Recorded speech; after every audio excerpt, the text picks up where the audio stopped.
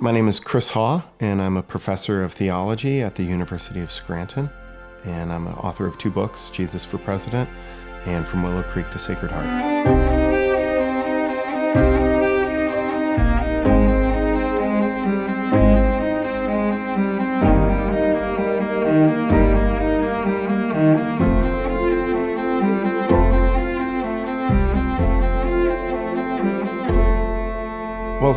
Some of my story begins just as a sort of normal child being raised in the Catholic Church just for a few years until my family got sort of tired of that and became enticed by Willow Creek Community Church, this enormous evangelical megachurch in the suburbs of Chicago.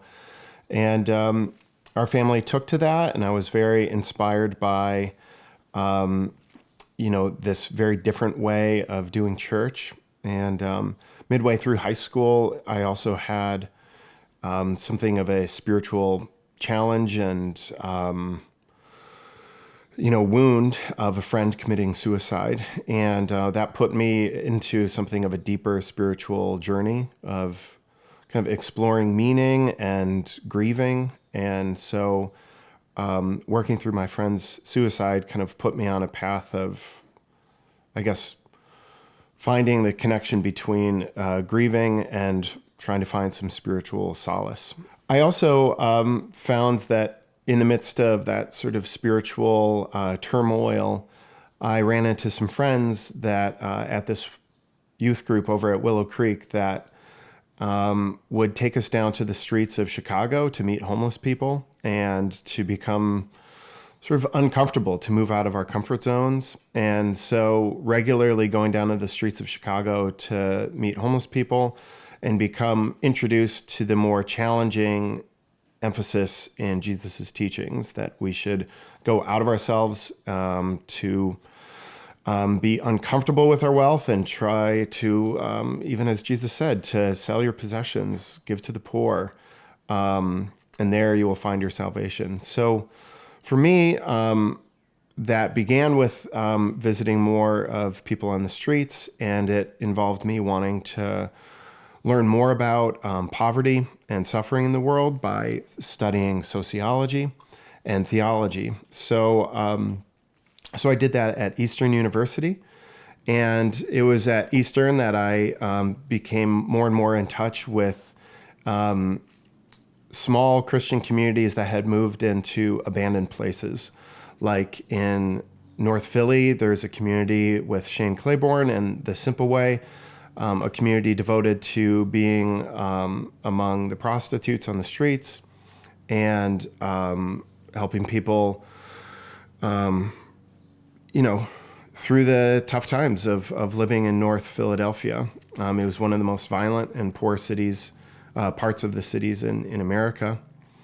And so I continued the work of going down to the streets of Philadelphia every week while I was at Eastern University with a group called the Yacht Club, which funny stands for the Youth Against Youth Against Complacency and Homelessness today.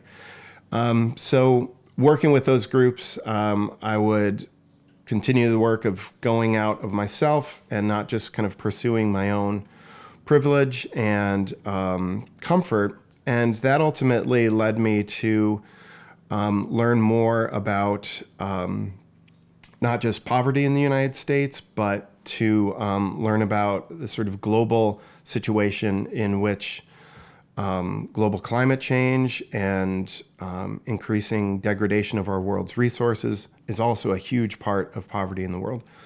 So I spent about 5 months down in the Belizean rainforest studying the ecological crisis.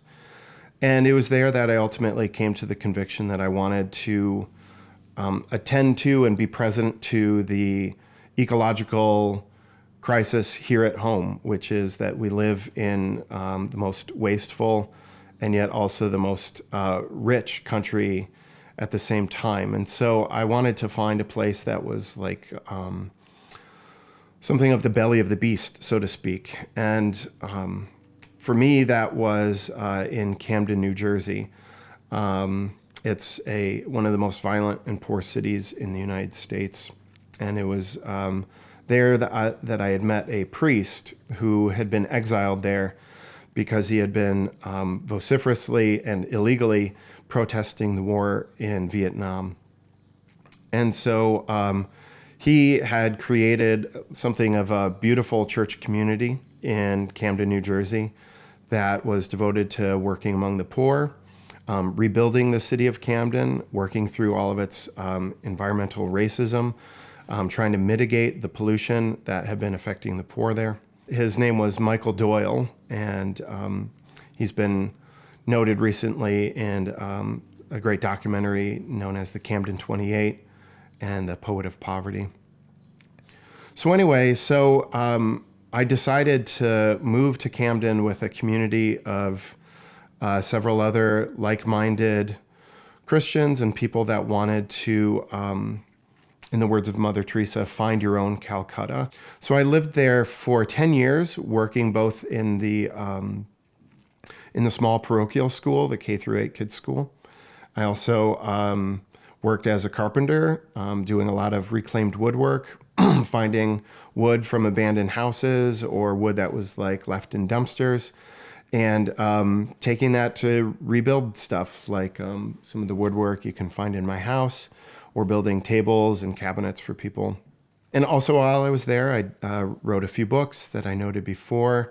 One on the Christian nationalism that has infected much of our country, and also a book on how to live our faith in the midst of both devastated cities, like where it feels things are totally hopeless, and also how to live in the midst of what feels like an often broken and hopeless church.